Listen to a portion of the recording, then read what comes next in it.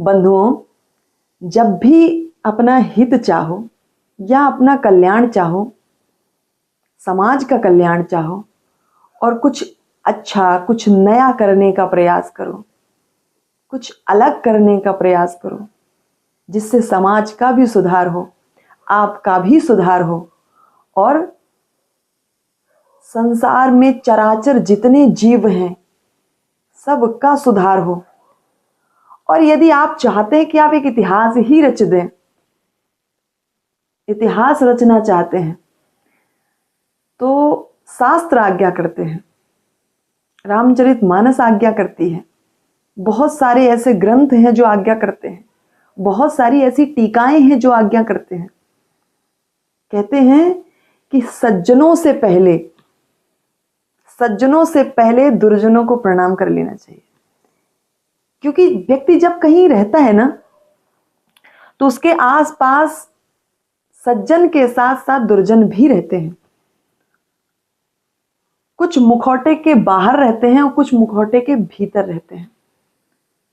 कुछ साफ साफ दिखाई देते हैं कि वो सज्जन हैं, वो दुष्ट हैं, वो खल हैं, और कुछ छुपे हुए होते हैं।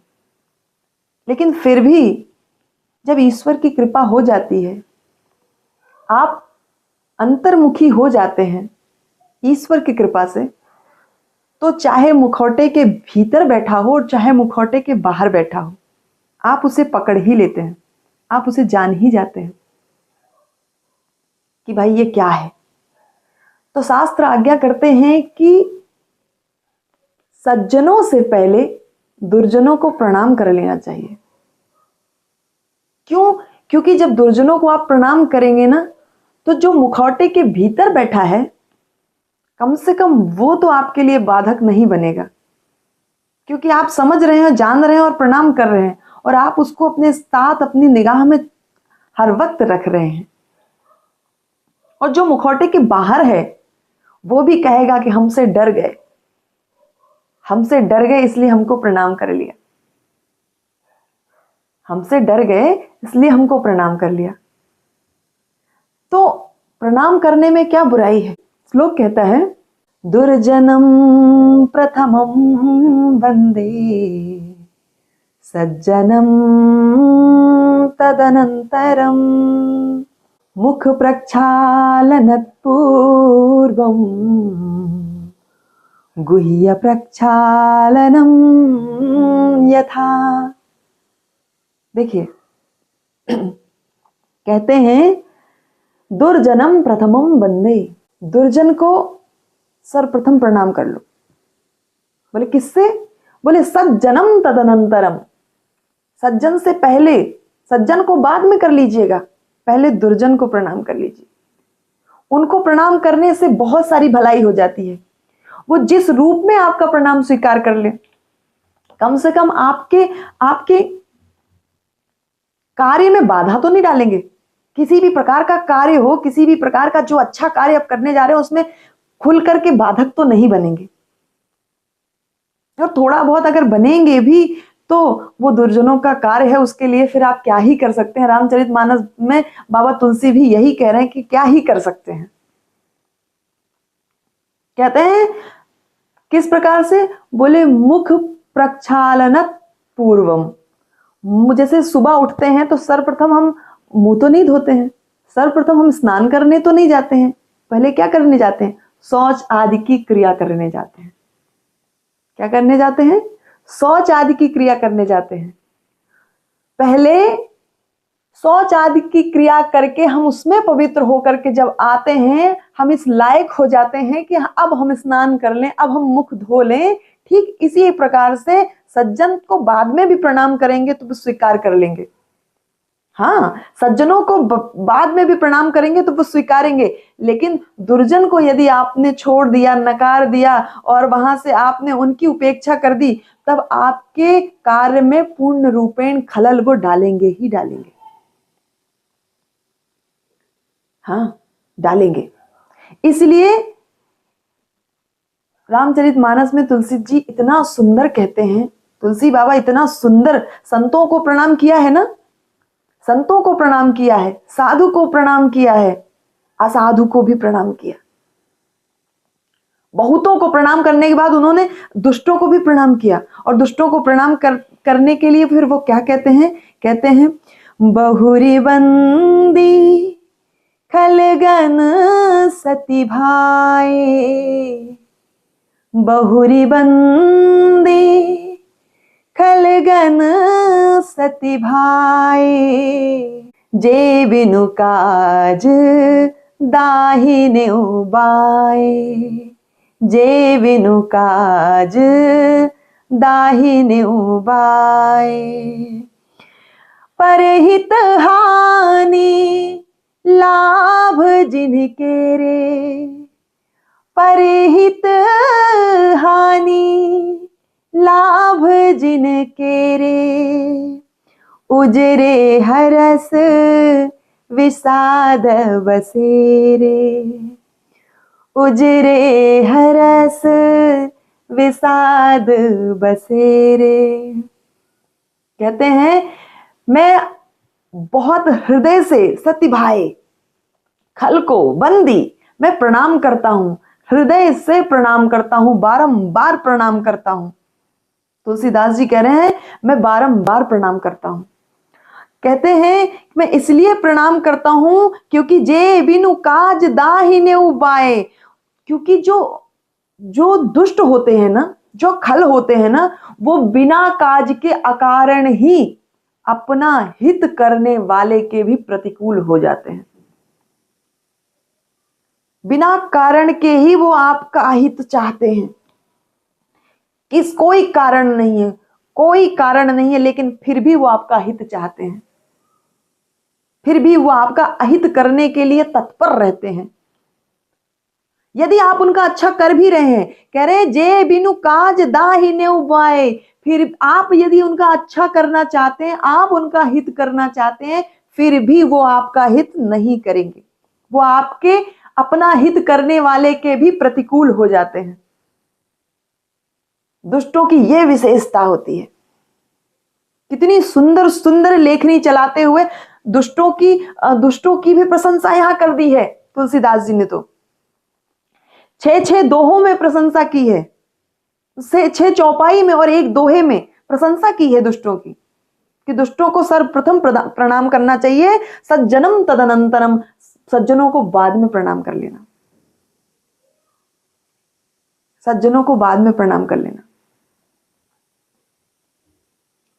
तो कहने का तात्पर्य यह है कि दुर्जनम प्रथमम वंदे, आप दुर्जन को सर्वप्रथम प्रणाम कर लीजिए, सज्जन को बाद में कर लीजिएगा। किस प्रकार से? जैसे स्नान करने से पूर्व शौच आदि की क्रिया करने जाते हैं, शौच आदि की क्रिया से पवित्र होकर के वहां आप धो करके आते हैं, तब जाकर के मुंह धो पाते हैं। ठीक इसी प्रकार से दुर्जनों को प्रणाम करके फिर सज्जनों को प्रणाम कीजिए, क्योंकि सज्जन तो सज्जन है, वो तो सब में समान रहते हैं, समान चित रहते हैं। प्रणाम किया तो भी अच्छा और नहीं प्रणाम किया तो भी अच्छा, मत वाले गज के समान वो तो विचरण करते हैं।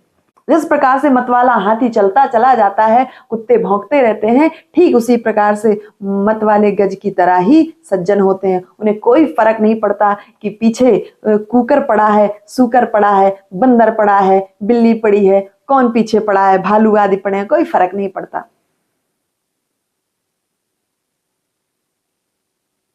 तो कहते हैं और बोले परहित हानि लाभ जिन केरे, परहित हानि लाभ जिन केरे, जो दूसरों की हानि हो जाए, यदि किसी भी प्रकार की हानि हो जाए,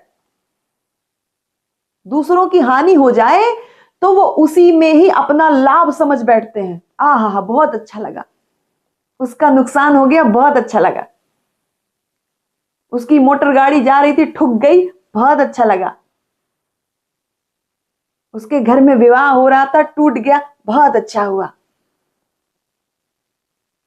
दुष्टों की इतनी खासियत है कि उनको भैया प्रणाम करते चलो तो आपके जो है किसी भी कार्य में कम से कम वो बाधा कम डालेंगे।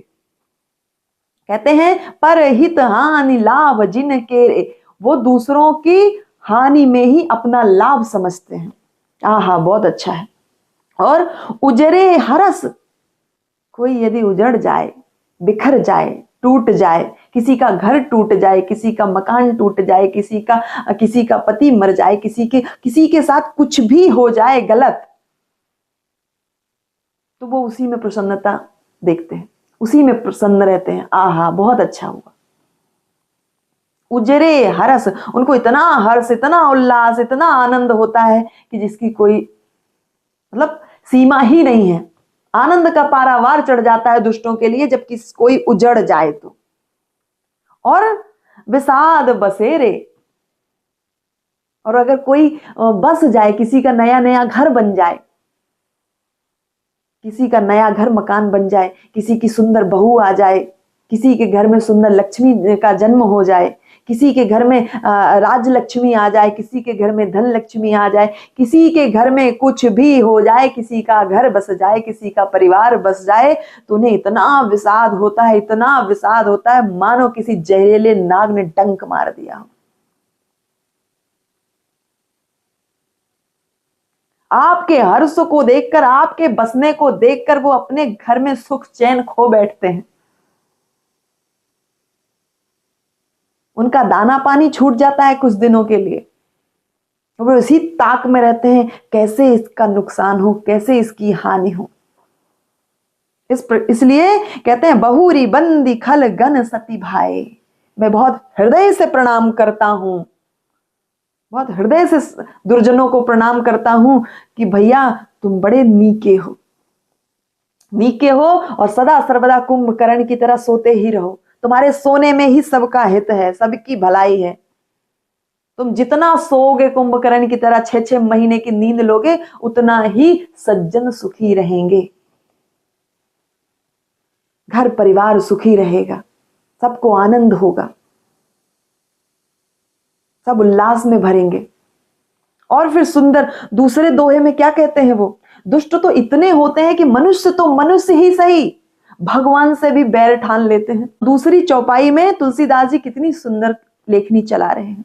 कहते हैं हरि हर जस राकेश राहु से, हरि हर जस राकेश राहु से, पर अकाज भट सहस बाहु से, जे पर दोष लखही सह साखी, जे पर दोष लखही सह साखी, परहित घृत जिन्ह के मन माखी, परहित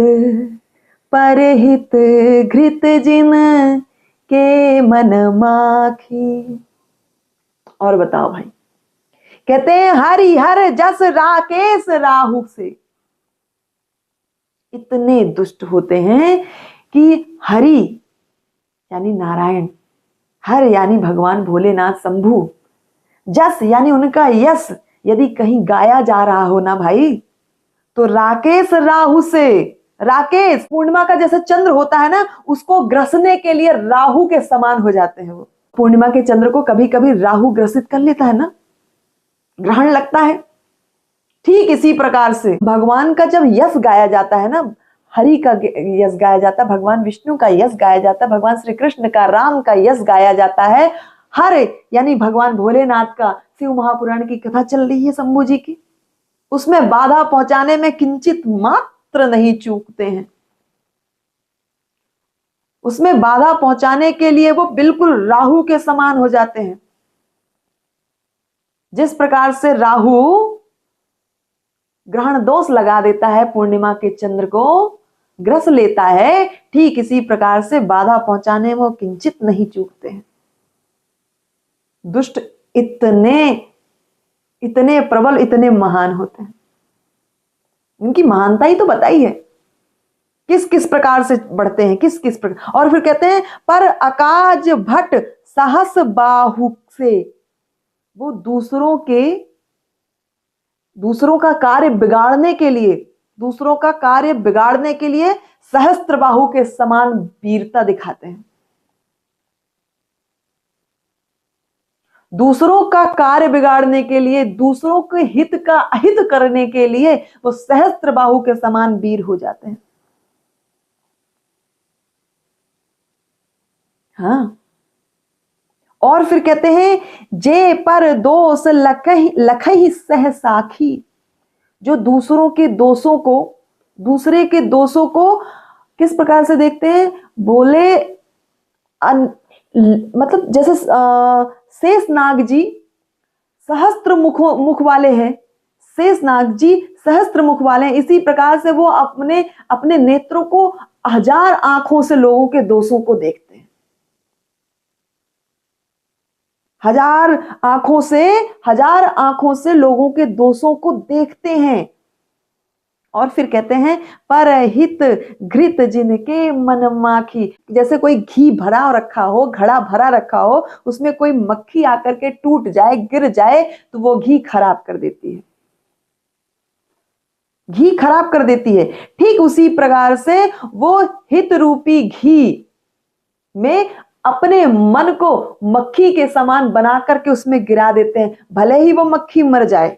कहने का तात्पर्य है कि दुष्ट जो होते हैं, असज्जन जो होते हैं, जो खल होते हैं, जो कामी होते हैं, जिनका मन हमेशा संतप्त रहता है, हमेशा जलता ही रहता है अग्नि की तरह, वो अपनी हानि करके भी लोगों का अहित करने के लिए तत्पर रहते हैं, भले ही वो मृत्यु को प्राप्त क्यों ना हो जाए, भले ही क्यों ना वो मृत्यु को प्राप्त हो जाए। दूसरों के हित की घी को वो अपनी मन को मक्खी बना करके उसमें गिर जाते हैं और उसको नष्ट कर देते हैं। ठीक उसी प्रकार से। और फिर कहते हैं तेज कृशानुरोष महिषेषा, तेज कृशानुरोष महिषेषा, अघ अवगुण धन धनी धनेसा, अघ अवगुण धन धनी धनेसा। जो तेज में अग्नि के समान है। किसके समान है बंधुओं? बोले तेज में अग्नि के समान है। बोले किस अग्नि के समान? बोले लोगों को जलाने वाली अग्नि, लोगों को ताप देने वाली अग्नि के समान, लोगों को ताप देने वाली अग्नि के समान है। और फिर कहते हैं और क्रोध में तो यमराज के समान है। क्रोध तो उनका इतना भयंकर है मानो यमराज ही आ गए हो। दुष्टों की यह विशेषता है, क्रोध उनका अग्नि के समान है। और तो और बोले पाप और अवगुणों की तो कहते हैं ना, अघ अवगुण धन धनी धनेसा। तुलसीदास जी कह रहे हैं, बोले पाप में और अवगुणों में तो मानो कुबेर के समान ही वो धनवान है, कुबेर के समान धनवान है।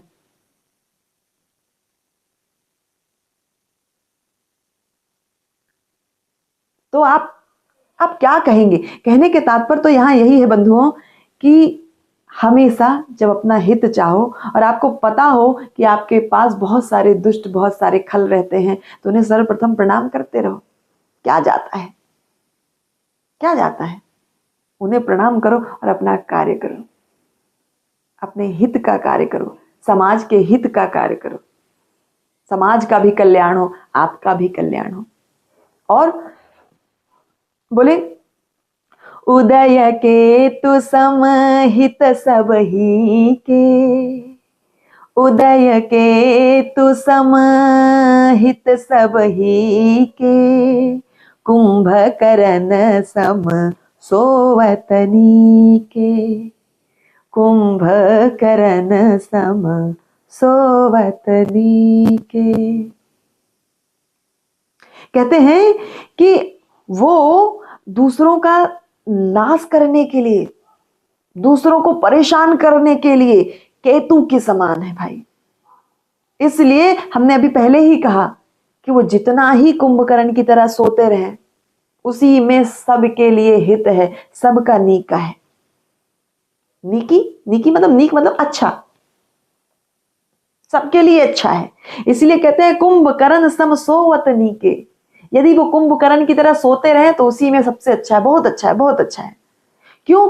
क्योंकि वो बहुत दोषों को देखते हैं। इसीलिए तुलसीदास जी यहाँ बहुत सुंदर लेखनी चलाते हुए बराबर कहते जा रहे हैं कि मैं उन्हें शेष नाग की तरह, सहस्त्र फण वाले शेष नाग की तरह ही उन्हें प्रणाम करता हूँ कि वो जैसे जैसे सहस्त्र फणों से इस पृथ्वी को, इस भूतल को, इस धरातल को अपने मस्तक पर उन्होंने धारण कर रखा है, ठीक इसी प्रकार से जो दुष्ट होते हैं, जो खल होते हैं, जो कामी होते हैं, ये लोगों के रोष को देखते हैं और गाते हैं, देखते हैं और गाते हैं। अच्छी बात है। और फिर उन्होंने और भी प्रणाम किया, बोले मैं पुनि प्रणवऊ पृथुराज समाना। जिस प्रकार से पृथुराज, महाराज पृथु हुए ना, जिस प्रकार से पृथुराज ने भगवान से मांगा 1000 कान, 10,000 कान, 10,000 कान इसलिए मांगा कि हम आपके गुणों को सुन सकें। इसी प्रकार दुष्ट जो है ना, अपने 10,000 कानों से ना लोगों की बुराइयों को सुनते हैं और उसे पचाते हैं। इसलिए भी प्रणाम कि आप हमारे अवगुणों को सुनते हैं, आप हमारे अवगुणों को, हमारे दोषों को देखते हैं, गाते हैं, सुनते हैं। इसलिए बारंबार प्रणाम। आप हमारे पाप को खाते हैं, हमारा पाप कम करते हैं, इसलिए आप हमेशा जो है वंदनीय है। प्रणाम प्रणाम, जोर जोर प्रणाम, बार बार प्रणाम। और फिर कहते हैं, बचन वज्र जेहि सदा प्यारा, सहस नयन पर दोष निहारा, सहस नयन पर दोष निहारा। कहते हैं जिनकी वाणी सदा सर्वदा वज्र के समान कठोर रहती है। तुलसीदास जी कह रहे हैं जिनकी वाणी सदा सर्वदा वज्र के समान कठोर रहती है, और जो 1000 आंखों से हमारे दोषों को देखते हैं, उन्हें निरखते हैं, उन्हें निहारते हैं, और लाख लाख मुख से हमारे दोषों को गाते हैं, 10,000 कानों से हमारे दोषों को सुनते हैं, उन्हें बारंबार प्रणाम, उन्हें कोटि कोटि प्रणाम। ऐसे दुष्टों को प्रणाम, ऐसे खलों को प्रणाम। और फिर कहते हैं, बहुत सुंदर यहाँ दोहा है, उदासीन अरिमीत हित, सुनत जरहि खलरीति, जानि पानि जुग जोरी जन, विनती करहि सप्रीति। कहते हैं दुष्टों को मैं बार बार प्रणाम करता हूं क्योंकि उनकी एक रीति है। बोले क्या? बोले उदासीन, जो उदासीन है, अरि जो शत्रु है, मीत जो मित्र है, जो उनका हित चाहता है, उनका भी वो कभी हित नहीं कर सकते। उनका हित सुनकर भी, सुनत जरहि खलरीति, उनका हित सुनकर भी वो जलते ही रहते हैं, भुनते ही रहते हैं। यह जानकर मैं दोनों हाथ जोड़कर करबद्ध प्रणाम करता हूँ, बारंबार प्रेम पूर्वक उन्हें प्रणाम करता हूँ, क्योंकि वो ऐसे हैं और ऐसे ही रहेंगे, वो कभी नहीं बदल सकते।